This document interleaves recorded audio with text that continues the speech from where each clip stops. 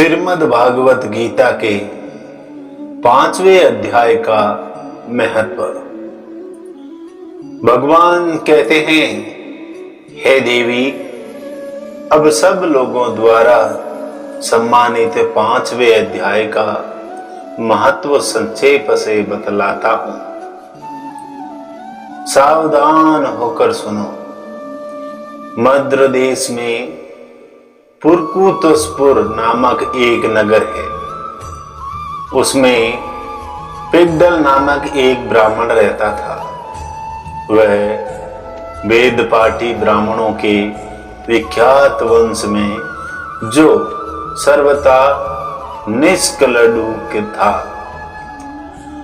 उत्पन्न हुआ था, किंतु उस अपने कुल के लिए उचित वेद शास्त्रों के स्वास्थ्य को छोड़कर ढोल आदि बजाते हुए उसने नाच गाने में मन लगाया।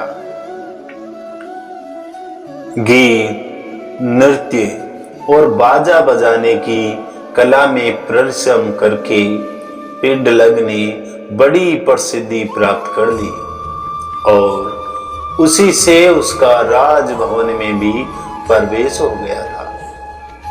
अब वह राजा के साथ रहने लगा और पराई स्त्रियों को बुला बुला कर उनका भोग करने लगा।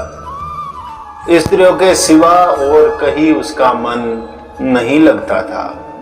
धीरे धीरे अभिमान बढ़ जाने से उच्च खड़ल होकर वे एकांत में राजा से दूसरों के दोष बतलाने लगा। पिड्डल की एक स्त्री थी जिसका नाम था अरुणा। वे नीच कुल में उत्पन्न हुई थी और कामी पुरुषों के साथ विहार करने की इच्छा से सदा उनकी खोज में घूमा करती थी। उसने पति को अपने मार्ग का कंटक समझकर एक दिन आंधी रात में घर के भीतर ही उसका सिर काट कर मार डाला और उसकी लाश को जमीन में गाड़ दिया। इस प्रकार प्राणों से वियुक्त होने पर वह यमलोक में पहुंचा और भीषण नरकों का उपभोग करके निर्जन वन में गिद्ध हुआ। अरुणा भी भगंदर लोक से अपने सुंदर शरीर को त्याग कर घोर नरक भोगने के पश्चात उसी वन में सुखी हुई। एक दिन वह दाना चुगने की इच्छा से इधर उधर फुदक रही थी। इतने में ही उस गिद्ध ने पूर्व जन्म के वैर का स्मरण करके उसे अपने तीखे नखों से फाड़ डाला। सुखी घायल होकर पसीने से भरी हुई मनुष्य की खोपड़ी में गिरी। गिद्ध पुनः उसकी ओर झपटा। इतने में ही जाल फेंकने वालों ने बहेलियों ने उसे भी बाणों का निशाना बनाया। उसकी पूर्व जन्म की पत्नी सुखी उस खोपड़ी के जाल में डूबकर प्राण त्याग चुकी थी। फिर वह क्रूर पक्षी भी उसी में गिरकर डूब गया। तब यमराज के दूत उन दोनों को यमराज के लोक में ले गए। वहां अपने पूर्व कृत पाप कर्मों को याद करके दोनों ही भयभीत हो गए थे।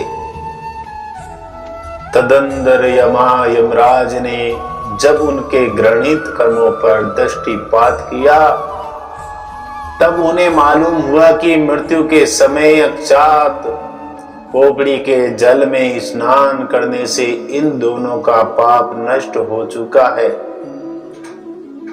तब उन्होंने उन दोनों को मनोवलचित लोकों में जाने की आज्ञा दे दी। ये सुनकर अपने पाप को याद करते हुए वे दोनों बड़े विस्मय में पड़े और पास जाकर धर्मराज के चरणों में प्रणाम करके पूछने लगे,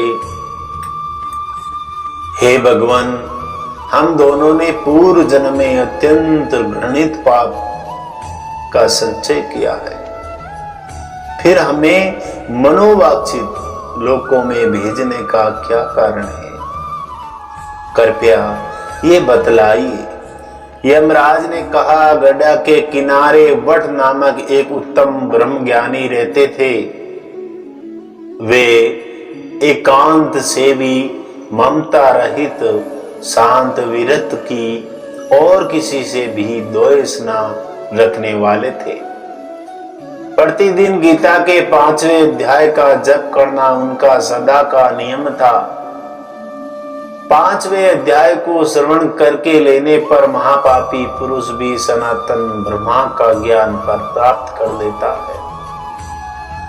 उसे पुण्य के प्रभाव से शुद्ध चित्त होकर उन्होंने अपने शरीर का परित्याग किया था।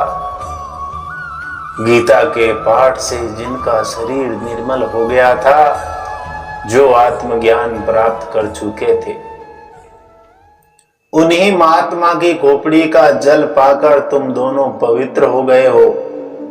अतः अब तुम दोनों मनोभक्षित लोकों को जाओ, क्योंकि गीता के 5वें अध्याय के महात्म्य से तुम दोनों शुद्ध हो गए हो।